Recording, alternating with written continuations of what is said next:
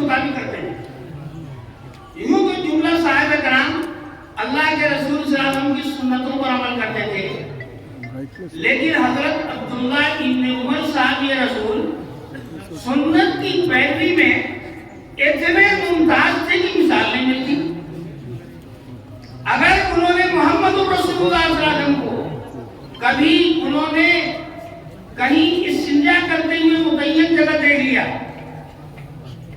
زندگی میں ہمیشہ جب وہاں سے گزرتے تھے استنجا کے لیے بیٹھتے تھے. حدیث میں آتا ہے کہ جو لوگ حج کر چکے ہیں وہ جانتے ہیں کہ عرفات کے میدان میں 9 تاریخ کو رہنا ضروری ہے، غروب آفتاب کے بعد تک رہنا ضروری ہے. غروب آفتاب کے بعد مزدلفہ جاتے ہیں اور وہاں پر عشاء کے وقت میں مغرب عشاء جمع کر کے پڑھتے ہیں. محمد رسول اللہ صلی اللہ علیہ وسلم اونٹ پر اپنے پیچھے حضرت اسامہ ابن زید کو بیٹھا کے لے گئے. مزدلفہ سے پہلے ایک جگہ حضرت ہٹ گئے اور ہٹ کر کے محمد رسول اللہ صلی اللہ علیہ وسلم نے پیشاب کیا، ہلکا پھلکا وضو کیا. حضرت اسامہ نے پوچھا کہ حضرت مغرب پڑھیں گے؟ کہا کہ نہیں، مغرب مزدلفہ میں پڑھی جائے گی. آج مغرب کے وقت میں مغرب نہیں پڑھی جائے گی، عشاء کے وقت میں مغرب پڑھی جائے گی. حضرت عبداللہ ابن عمر ہر سال حج کرتے تھے اور اس جگہ جہاں محمد رسول اللہ صلی اللہ علیہ وسلم نے پیشاب کیا وہاں پیشاب کے لیے بیٹھ کر کے آگے بڑھتے تھے. کہتے تھے میں نے اپنے آقا کو بیٹھے ہوئے دیکھا، بیٹھ کر کے رہوں.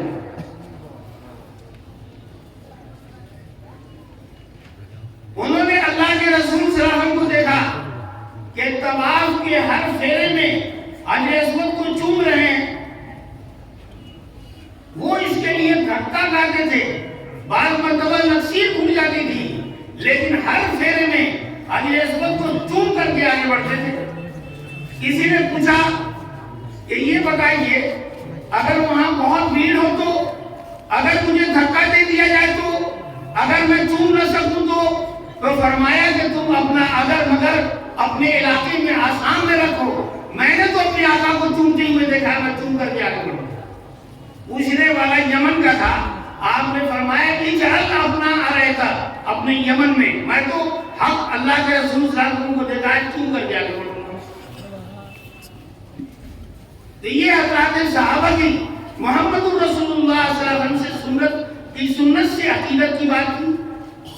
تو امام بخاری رحمۃ اللہ علیہ نے یہ پیغام دیا کہ ہر عمل سنت کے مطابق ہونا چاہیے اور نیت درست ہونا چاہیے. فرمایا کہ اگر عمل سنت کے مطابق ہوا اور نیت صحیح ہوئی، امام بخاری نے یہ بھی کہا ہے کہ بعض مرتبہ نیت کے تعدد سے ثواب بڑھ جاتا ہے. اگر ہم زکوٰۃ دیتے ہیں، زکوٰۃ دینی مدرسے کو دے دیں اور یہ نیت کر لیں کہ ہم زکوٰۃ ادا کر رہے ہیں اور علم دین کی اشاعت میں حصہ بھی لے رہے ہیں، تو زکوٰۃ دینے کا بھی ثواب ملے گا، علم دین میں اشاعت میں حصہ لینے کا ثواب ملے گا.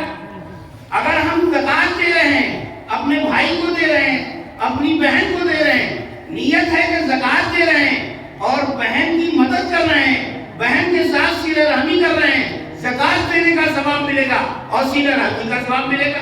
نیت کے تعدد سے ثواب بڑھ جاتا ہے.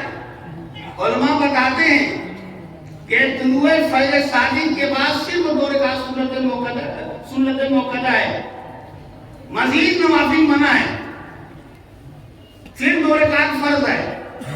لیکن ہم چاہتے ہیں کہ تحیۃ المسجد کا ثواب ملے، تحیۃ الوضو کا ثواب ملے. تو علماء نے لکھا ہے کہ آپ گھر پر وضو کیجئے، وضو کر کے 2 رکعت سنت موقدہ پڑھیے، اسی میں 2 رکعت تحیۃ الوضو کی نیت کیجئے، 2 پڑھیں گے 4 کا ثواب ملے گا. آپ جب مسجد میں آئیں تو فجر کے اندر 2 رکعت فرض پڑھیے، اس کی نیت کیجئے اور تحیۃ المسجد کی بھی نیت کر لیجئے، 2 پڑھیں گے 4 کا ثواب ملے گا. تو یہ اس طرح سے نیت کے تعدد سے ثواب بعض مرتبہ بڑھ جاتا ہے. تو عزیز طلبہ، امام بخاری نے پیغام دیا ہے کہ ہر عمل میں وحی اور سنت کا لحاظ ضروری ہے اور نیت کو صحیح رکھنا ضروری ہے. امام بخاری رحمۃ اللہ علیہ نے آخری حدیث کے ذریعے سے نتیجہ بتایا کہ عمل اگر سنت کے مطابق ہو اور صحیح نیت اور جذبہ ہو تو قیامت کے دن جب اعمال تولے جائیں گے، ہمارے بول تولے جائیں گے، ہماری باتیں تولی جائیں گی، تو انشاءاللہ وہ عمل جو ہے نہایت قیمتی اور قیمتی ہوگا۔ امام بخاری نے فرمایا، بلکہ تصدیق کی روایت بیان کر کے امام بخاری نے یہ بھی پیغام دیا کہ محمد رسول اللہ صلی اللہ علیہ وسلم سے یہ ثابت ہے کہ مجلس کے اخیر میں، مجلس کے خاتمے کے موقع پر افضل بدو کی تسبیح اور پاکی بیان کرنا چاہیے۔ امام بخاری نے یہ بھی پیغام دیا۔ عزیز طلبہ، یہ بات کہی جاتی ہے کہ اگر آپ عزم و ارادہ کر لو، ہمت کر لو اور اسی کے اعتبار سے محنت کرو تو آپ نبی تو نہیں بن سکتے، اور نبی نہیں بن سکتے تو صحابی بھی نہیں بن سکتے، لیکن دنیا کے ہر عہدے پر پہنچ سکتے ہو، ہر مرتبے پر پہنچ سکتے ہو۔ کسی بھی مرتبے پر پہنچنے کی کوئی پابندی اور رکاوٹ نہیں ہے، لیکن اس کے لیے ضروری ہے، علماء کہتے ہیں کہ دو چیزیں ضروری ہیں۔ ایک چیز یہ ہے کہ کسی ایک فن میں مہارت ہونا چاہیے، کمال چاہیے، آخری درجے کی معلومات چاہیے۔ ایک علم میں کمال کا مطلب کیا ہوتا ہے؟ ایک علم میں کمال اور مہارت کا مطلب یہ ہوتا ہے کہ ایک علم کی ہر بات جانے اور اس علم کے لیے جو ضروری علوم فنون ہے اس کا سب کچھ جانے، کچھ جانے۔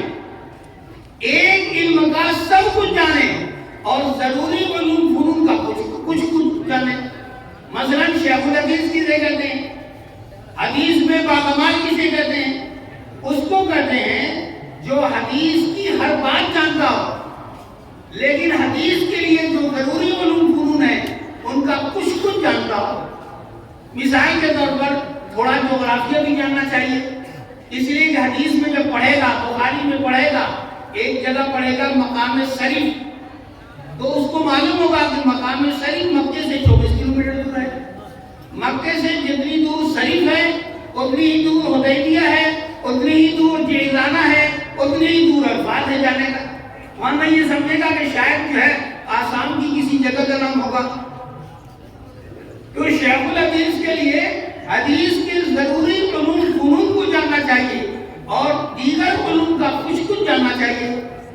تو عزیز بچوں، فارغ ہونے والے بچوں، بہت بڑا اعزاز ہے، لیکن ذمہ داری ہے، سمجھنا ہے کہ کسی ایک فن میں مہارت پیدا کرنا ہے، کمال پیدا کرنا ہے، اور نیت کو درست کرنا ہے، جذبے کو درست کرنا ہے۔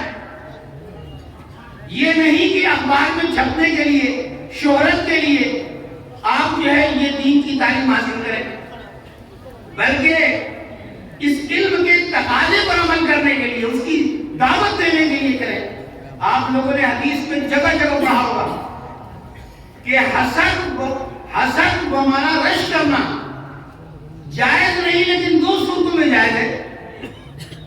ایک صورت یہ ہے کہ ایک آدمی کو اللہ نے قرآن کا علم دیا ہے، علم دین کا علم دیا ہے، عالم دین ہے، قرآن کا عالم ہے، قرآن کو سمجھتا ہے، قرآن کو دعوت دیتا ہے، قرآن کے مطابق فیصلہ کرتا ہے، قرآن کو سمجھتا ہے، قرآن کے مطابق فیصلہ کرتا ہے۔ آپ اس کی یہ خوبی دیکھ کر یہ تمنا کریں کہ اس کا یہ علم رہے اور اسی طرح آپ کو بھی علم ہو جائے۔ اگر یہ تمنا ہے تو نہ صرف جائز ہے بلکہ اللہ کے رسول صلی اللہ علیہ وسلم نے پسندیدہ قرار دیا ہے۔ اسی طریقے سے اگر کسی کو اللہ نے دولت دی ہے اور دولت کا وہ صحیح استعمال کر رہا ہے، اچھی جگہ خرچ کر رہا ہے، زکوٰۃ دے رہا ہے، خیر کے کاموں میں خرچ کر رہا ہے، تو اسی صورت کے اندر ظاہر ہے کہ یہ قابل رشک چیز ہے۔ اللہ کے رسول صلی اللہ علیہ وسلم نے فرمایا حسن جائز نہیں مگر دو چیزوں میں۔ تو اس لیے ضرورت اس بات کی ہے کہ آپ علم دین میں مہارت پیدا کریں، علم شریعت میں مہارت پیدا کرنے اور یہ کہ نیت کو درست کریں۔ لیکن میرا سمجھنا ہے کہ صرف ان دونوں چیزوں سے کام نہیں چلتا، بلکہ اس کے ساتھ مستقل دعا کرنا چاہیے